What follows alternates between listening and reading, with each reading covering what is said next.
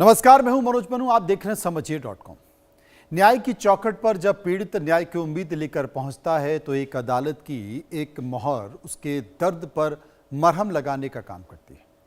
लेकिन जब वही अदालत अपराध और अपराधियों के खिलाफ एक अवैध दीवार बनकर खड़ी हो जाए तो समाज में कानून का इकबाल बुलंद होता है। उत्तर प्रदेश की न्यायिक व्यवस्था में इन दिनों एक ऐसा ही अध्याय लिखा जा रहा है जिसने पूरे प्रदेश के साथ साथ देश भर की न्याय प्रणाली का ध्यान अपनी तरफ खींच लिया है। मुजफ्फरनगर जिले की एक अदालत में इन दोनों इंसाफ का ऐसा तराजू सजा है जिसकी धमक से जघन्य और गंभीर अपराध करने वाले भी कांप रहे हैं। यह कहानी किसी आम अदालती कार्रवाई की नहीं है, बल्कि यह कहानी उस न्यायिक प्रतिबद्धता की है जो पीड़ितों को त्वरित और कठोरतम न्याय दिलाने के लिए जानी जाती है।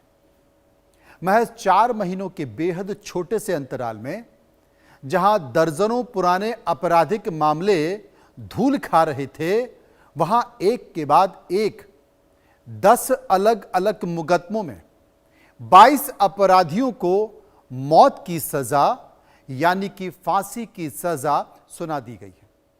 यह मामला उत्तर प्रदेश का है। अदालत का यह रुख केवल आंकड़ों का खेल नहीं है, बल्कि उन पीड़ित परिवारों की सिसकियों का जवाब है जो सालों से न्याय का इंतजार कर रहे थे। अब तक कुल 35 अपराधियों को फांसी के तख्ते तक पहुंचाने वाले ये ऐतिहासिक फैसले देने वाले जज साहब एक मिसाल बन चुके हैं। समझिए.com में आज इन्हीं फांसी की चर्चा।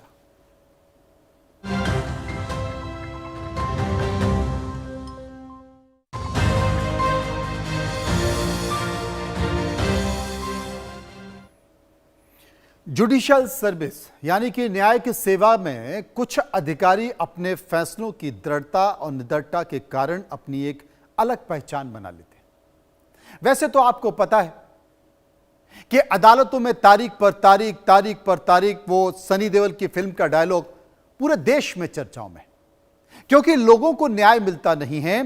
तारीख पर तारीख लगती रहती है और लोग सालों तक अदालत के चक्कर लगाकर भटकते रहते हैं कि शायद उन्हें न्याय मिल जाए, लेकिन न्याय मिलता नहीं। लेकिन एक ऐसा उदाहरण जो उत्तर प्रदेश के मुजफ्फरनगर में अतिरिक्त जिला एवं सत्र न्यायाधीश यानी कि एडीजे के पद पर तैनात रवि कुमार दिवाकर ने दिया है। आज ऐसे ही चर्चित व्यक्तित्व की मैं चर्चा करूंगा, बात करूंगा। असल में ये मूल रूप से लखनऊ के रहने वाले और उच्च शिक्षा में एलएलएम की डिग्री हासिल करने वाले रवि कुमार दिवाकर ने वर्ष 2009 में आजमगढ़ जिले से अतिरिक्त सिविल जज के तौर पर अपने न्यायिक करियर की शुरुआत की थी। इसके बाद वे सुल्तानपुर, बदायूं, वाराणसी, बरेली और चित्रकूट जैसे कई जिलों में अपनी सेवा दे चुके हैं। नवंबर 2025 में मुजफ्फरनगर में अतिरिक्त जिला एवं सत्र न्यायाधीश के तौर पर उन्होंने अपना काम संभाला। काम संभालने के बाद, पदभार ग्रहण करने के बाद उन्होंने लंबित और गंभीर अपराध के सारे मामले निकाले और उन मुकदमों की सुनवाई की और सुनवाई करते हुए उसमें अभूतपूर्व तेजी लेकर आए, जो कि अदालतों में बहुत कम देखा जाता है। अप्रैल 2026 से लेकर अगस्त 2026 के बीच महज 120 दिन के अंदर दिवाकर साहब ने, जस्टिस दिवाकर ने 10 बड़े आपराधिक मामलों का अंतिम रूप से निस्तारण कर दिया। 22 दोषियों को फांसी की सजा सुना दी। इतनी कम अवधि में अपनी बड़ी संख्या में अपराधियों को मृत्युदंड देने का यह रिकॉर्ड अपने आप में अनोखा है। देखने में नहीं मिलता है देश की अदालतों में। उनके इस सख्त न्याय के रुख ने अपराधियों में इतना खौफ पैदा कर दिया, वहीं दूसरी तरफ लंबे समय से न्याय की आस लगाए बैठे पीड़ितों के लिए वो आशा की किरण बनकर उभर आए हैं, क्योंकि उसी अदालत में कई ऐसे मामले हैं जो सालों से धूल फांक रहे हैं। सुनने वाला कोई नहीं, तारीख पर तारीख लग रही। मुजफ्फरनगर की अदालत में सख्त फैसलों की जो बयार अप्रैल के महीने से बहनी शुरू हुई है, उसने देखते ही देखते न्याय के इतिहास में एक नया अध्याय जोड़ दिया है। इस सिलसिले की पहली बड़ी गूंज 6 अप्रैल 2026 को सुनाई दी, जब अदालत ने वकील समीर सफी की सनसनीखेज हत्या के मुकदमे में 3 अभियुक्त सिंगोल अलवी, रिजवान और शालू को मौत की सजा सुना दी। 40 लाख रुपए के लेन देन के विवाद में वकील का अपहरण कर उनकी हत्या कर दी गई थी। इस फैसले ने यह साफ कर दिया था कि कानून के रक्षकों पर हमला करने वालों को किसी भी कीमत पर बख्शा नहीं जाएगा। इसके बाद तो जैसे हर महीने अदालत के कड़े फैसलों की बौछार लगने लगी। 28 अप्रैल को शेखर हत्याकांड ने अदालत के एक ही परिवार के 4 सदस्य, 4 फैमिली मेंबर, पिता मुकेश, उनके 3 बेटे को फांसी की सजा सुना दी, जिन्होंने महज 70,000 रुपए के विवाद में ईंटों से कुचलकर हत्या कर दी थी किसी की। मई के महीने में 30 तारीख को 15 साल पुराने दोहरे हत्याकांड में रईस उर्फ जाहिद को मौत की सजा सुना दी, जिसने मां और 6 साल के मासूम बच्चे की बेरहमी से जान ले ली थी। जून और जुलाई के महीने में भी न्याय की यह तलवार थमी नहीं। 20 जून को सेनी हत्याकांड में 2 दोषी रामकरण और गिलू को फांसी की सजा सुना दी। जुलाई में 2 तारीख को एक फैसला आया, जिसमें 6 जुलाई को पंचायत चुनाव में रंजिश में पूर्व प्रधान प्रमोद सिंह समेत 2 दोषियों को फांसी दे दी गई और 17 जुलाई को 4 अन्य अपराधियों को मौत की सजा मिली। अगस्त के महीने में भी तेजी बरकरार रही। 12 जून को 27 साल पुराने अपहरण और हत्याकांड में शहनवाज को, 13 अगस्त को शामली के पवन हत्याकांड में 4 दोषियों को फांसी की सजा सुना दी। अगर मुजफ्फरनगर के पहले के इतिहास पर नजर डालें तो बरेली में फास्ट ट्रैक कोर्ट में तैनाती के दौरान भी जज दिवाकर ने वर्ष 2014 के तिहरे हत्याकांड और डकैती के चर्चित छैमार हसन गैंग के 8 सदस्य समेत 13 अपराधियों को फांसी की सजा सुनाई थी। बरेली के 13 और मुजफ्फरपुर के 22 फैसलों को मिला दिया जाए तो उनके द्वारा फांसी की सजा पाए कुल अपराधियों की संख्या अब तक 35 हो चुकी है, जो कि न्याय प्रणाली में एक मिसाल है। अगर देश की अदालतों में तमाम जल्द से जल्द फैसलों का निराकरण करें, लंबी लंबी तारीखें ना दें, तो शायद इस देश की जो न्यायिक प्रणाली है उस पर लोगों का भरोसा बना रहेगा, विश्वास नहीं हटेगा। लेकिन ऐसा होता नहीं है। इस देश में कई ऐसे उदाहरण हैं जिसमें 5,000 की पेंशन की लड़ाई लड़ते लड़ते एक गरीब चपरासी को 15 साल, 20 साल और 25 साल तक केस लड़ना पड़ता है। भारतीय न्याय व्यवस्था में किसी भी अपराधी को फांसी की सजा सुनाना कोई साधारण बात नहीं होती। सर्वोच्च अदालत द्वारा स्थापित रेयरेस्ट ऑफ द रेयर यानी कि दुर्लभतम से दुर्लभ सिद्धांत के तहत ही मृत्युदंड का प्रावधान लागू होता है। मुजफ्फरनगर की अदालत दूसरा महज 4 महीनों के दिए गए 22 फांसी के फैसलों ने इस कानूनी कसौटी पर एक नई और गहन बहस छेड़ दी है।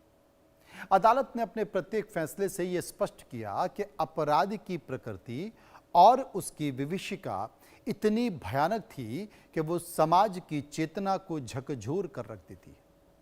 अदालत का यह मानना है कि जब अपराध किसी असहाय, मासूम या कानून का पालन कराने वाले अपराधी के खिलाफ अत्यंत क्रूरता से अंजाम दिया जाए तो वहां पुनर्वास या फिर सुधार की गुंजाइश खत्म हो जाती है।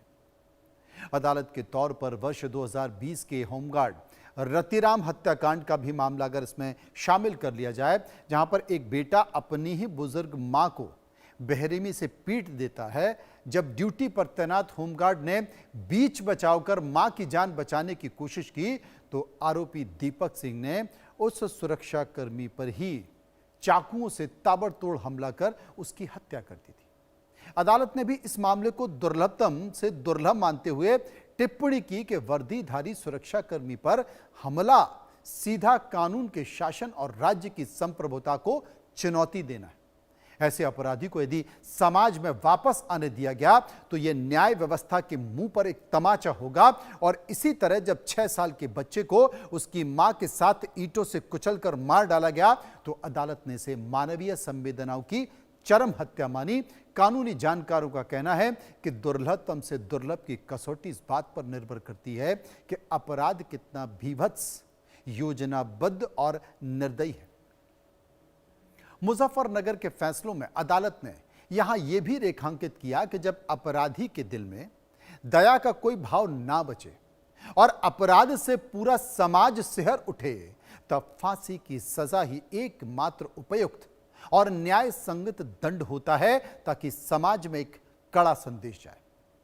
लेकिन इस देश में ऐसे बहुत सारे उदाहरण हैं जिसमें जघन्य अपराध होता है, सार्वजनिक तौर पर होता है, गोलियां चलाई जाती हैं, चाकुओं से काटा जाता है, हत्या की जाती है और चंद महीने बाद या फिर 1 साल बाद, 1.5 साल बाद, 2 साल बाद वो जमानत पर वापस आ जाते हैं और शहरों में घूमते रहते हैं। वो अपराध करते रहते हैं और उनके मामले अदालतों में चलते रहते हैं। और कभी कभी तो दुख होता है इस देश की न्याय व्यवस्था पर कि ऐसे ही लोग देश की विधानसभाओं में और देश के संसद में पहुंच जाते हैं और सांसद, विधायक, मंत्री तक बन जाते हैं और संविधान को बचाने और पालन करने की शपथ ले लेते हैं। लेकिन समाज में कुछ ऐसे जज हैं जो इस बात को गंभीरता से समझ रहे हैं। वैसे मैं न्यायपालिका का सम्मान करता हूं, इस सेवा में काम करने वाले लोगों का भी सम्मान करता हूं, लेकिन दुख तब होता है जब न्याय समय पर नहीं मिल पाता। मिलना चाहिए।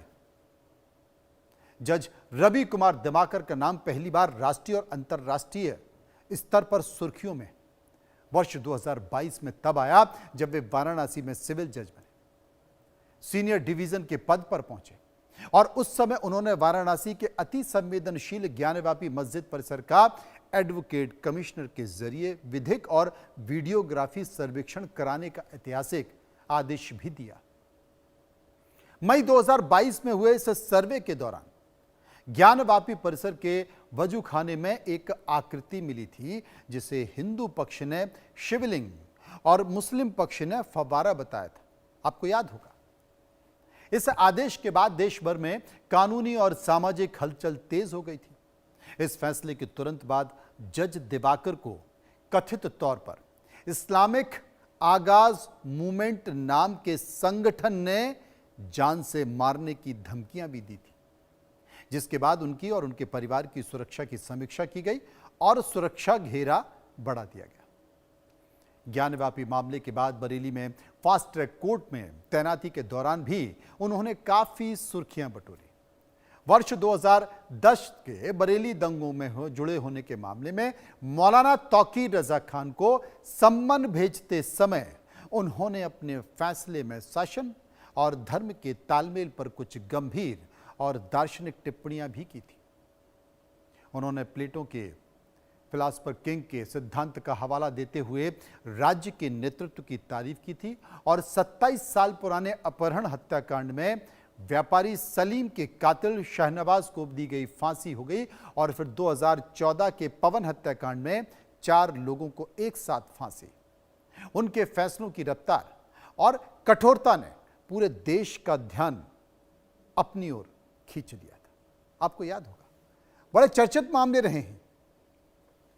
असल में जब किसी निचली अदालत यानी कि सेशन कोर्ट से फांसी की सजा जैसा बड़ा फैसला आता है तो वो मुकदमे का अंत नहीं होता है, बल्कि एक नए और बेहद संवेदनशील विधिक प्रक्रिया की शुरुआत होती है। मुजफ्फरनगर की अदालत द्वारा 4 महीने में सुनाए गए 22 फांसी के फैसलों के बाद ये सवाल खड़ा हो रहा है कि इन 22 दोषियों का आगे का कानूनी सफर क्या होगा, कैसे होगा? क्या इन्हें तुरंत फांसी पर लटका दिया जाएगा? भारतीय कानून के तहत ट्रायल कोर्ट द्वारा दी गई मौत की सजा तब तक अंतिम नहीं मानी जाती जब तक उस पर उच्च न्यायालय यानी कि इलाहाबाद हाई कोर्ट की मोहर न लग जाए। भारतीय नागरिक सुरक्षा संहिता BNSS के तहत सेशन जज को अपने फैसले की पूरी फाइल तुरंत हाईकोर्ट भेजनी होती है, जिसे डेथ रेफरेंस कहा जाता है। हाईकोर्ट के 2 जजों की बेंच बनाकर इस पूरे मामले की नए सिरे से समीक्षा होती है। हाईकोर्ट के पास 3 विकल्प होते हैं। पहला, वो सेशन कोर्ट के फैसले और फांसी की सजा को पूरी तरह से सही मानते हुए उसकी पुष्टि कर दे। दूसरा, वो फांसी की सजा को घटाकर ताउम्र कैद यानी कि आजीवन कारावास में तब्दील कर दे। और तीसरा, यदि हाईकोर्ट को लगता है कि साक्ष्य पर्याप्त नहीं है तो वो आरोपी को पूरी तरह से बरी भी कर सकता है। मुजफ्फरनगर के सभी 10 मुकदमों के 22 दोषियों की फाइल अब इलाहाबाद हाईकोर्ट की पुष्टि के लिए भेजी जा रही है।